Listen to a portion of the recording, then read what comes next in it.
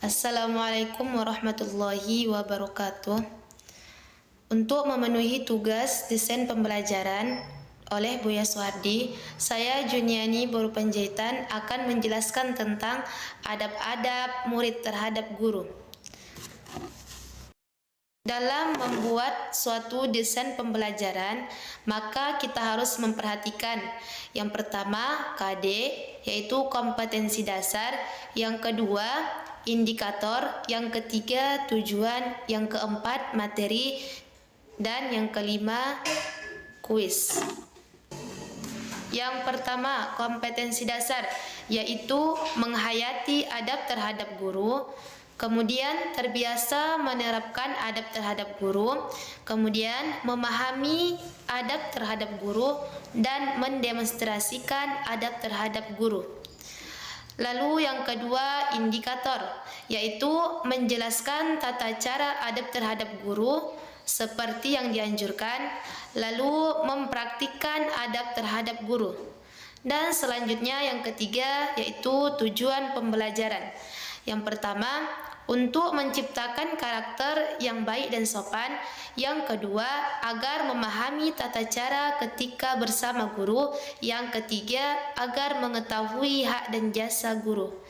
Kemudian kita masuk kepada materinya, yaitu di dalam kitab Al-Mina As-Saniyah Al-Was'ala Wasiyat Al-Matbuniyah halaman 16, menurut Syekh Abdul Qadir Al-Jailani, adapun adab murid terhadap gurunya yaitu yang pertama, murid harus memiliki keyakinan bahwa ia tidak akan mencapai tujuannya melainkan di dalam perantara guru. Yang kedua, murid harus pasrah, tunduk dan rela dengan segala bimbingan guru. Kemudian yang ketiga, apabila ada terjadi kesalahpahaman atau perbedaan antara seorang murid dengan guru, maka murid itu harus meminta maaf kepada gurunya. Kemudian yang keempat, merendahkan suaranya di hadapan guru. Lalu yang kelima, jangan memotong perkataan guru. Dan yang keenam, jangan bertanya ketika seorang guru sedang berbicara dengan orang lain. Kemudian yang ketujuh, seorang murid tidak boleh membuka aib gurunya di hadapan orang lain.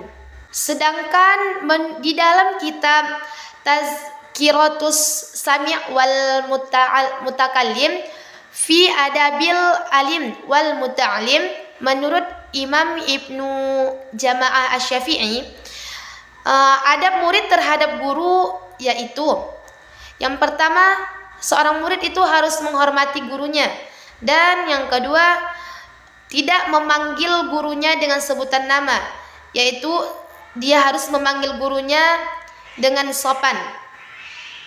Kemudian yang ketiga, taat kepada perintah guru. Lalu yang keempat, tidak merepotkan guru. Dan bukan itu saja, kita juga harus mengetahui hak dan jasa seorang guru. Dengan cara, hendaknya kita mengetahui hak seorang guru dan tidak pernah melupakan jasanya. Lalu yang kemudian, kita harus memberikan suatu bentuk penghormatan guru, yaitu jika seorang guru lagi menjelaskan, maka kita harus mendengarkannya. Kemudian menziarahi kuburan guru, yaitu hendaknya mendoakan guru selama hidupnya, lalu menjaga keturunan dan kerabat dan orang-orang yang ia cintai. Kemudian mengikuti jejak guru, yaitu meneladani sikap dan akhlaknya, mengikuti kebiasaannya dan tingkah lakunya sesuai adabnya. Dan kemudian kita juga harus berterima kasih kepada guru. Hendaknya kita sebagai murid harus berterima kasih kepada guru, karena merekalah yang membantu kita untuk meniti masa depan kita. Dia selalu mengajari kita yang tadinya kita tidak tahu apa-apa menjadi tahu, dan sudah menganggap kita sebagai anaknya walaupun mereka tidak melahirkan kita. Kemudian adab mengetuk pintu rumah guru. Hendaknya pelan-pelan ketika mengetuk pintu rumah guru dan dengan cara sopan, yaitu dengan ujung kuku jari, kemudian dengan jari, ataupun bisa dengan bersuara, tetapi pelan-pelan, jangan sampai berlebihan. Lalu adab duduk seorang murid di hadapan gurunya, yaitu cara duduk sesuai adab. Hendaknya duduk di hadapan guru seperti duduk tasyahud awal, tenang dan khusyuk. Kemudian menyimak guru. Seorang murid hendaknya diam mendengarkan guru dan memahami kata-kata sehingga tidak membuat guru harus mengulangi penjelasannya. Lalu tidak menengok, yaitu tidak menoleh tanpa keperluan mendesak, tidak melihat ke kanan dan ke kiri, dan harus fokus mendengarkan guru. Lalu tidak bermain-main, contohnya seperti mengebaskan lengan tangan atau tidak mengganggu kawannya. Lalu tidak bersandar di hadapan guru, yaitu tidak bersandar di tembok ataupun bantal maupun tiang. Kemudian posisi tubuh murid itu tidak membelakangi guru. Kemudian adab berbicara dengan baik kepada guru. Adapun adab berbicara dengan baik kepada guru yaitu menghindari perkataan yang tidak pantas yang membuat seorang guru itu tersinggung. Lalu jangan pernah memotong pembicaraan guru. Contohnya, ketika guru menjelaskan, maka kita sebagai murid harus mendengarkan. Jangan bertanya kepada guru, kecuali ia melemparkan pertanyaan kepada kita. Kemudian bertanya sesuai adabnya. Contohnya, jika seorang murid sudah mengetahui jawabannya, maka jangan lagi ia mengulang pertanyaannya tadi, karena hanya membuang-buang waktu saja.